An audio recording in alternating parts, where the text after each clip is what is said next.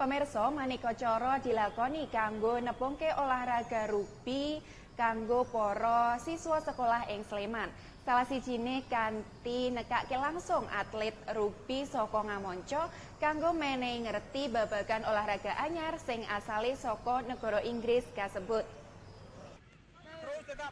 Mapan nang lapangan Ganjuran Sleman, loro atlet rugbi yaiku Profesor Makoto sing asale saka Jepang, uga Mister Soko Voli saka negara Fiji, sinaosa nembe sepisan dikenalke olahraga sing asale saka Inggris kasebat.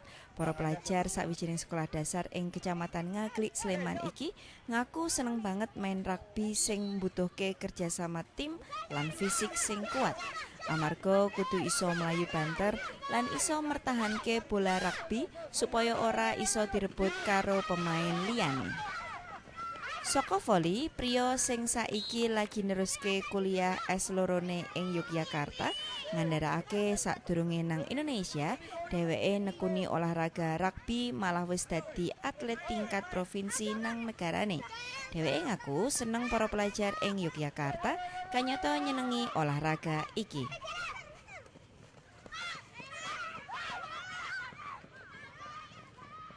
Memang untuk mengenai olahraga baru tentang satu olahraga baru tentang rugby namanya, mudah-mudahan bisa bermanfaat untuk anak-anak SD di sini, bisa benefit mereka.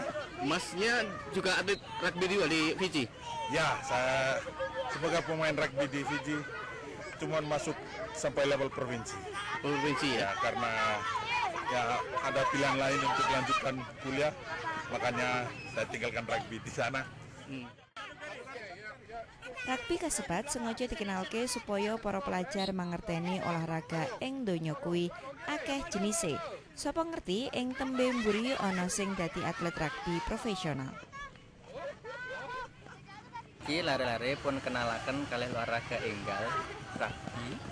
Kersanipun wonten sesuatu ingkang enggal. Tur menika olahraga enggal dados pengalaman baru sehingga lare-lare antusias untuk mengikuti menika. Ing Yogyakarta dhewe kanyata wis ana perkumpulan pandemen olahraga rugby, malah wis ana kompetisi resmi. Sinaosa isih terbatas ing tingkat perguruan tinggi sing dianakake saben taune. Makaten pawartos Sudaryono saka Sleman.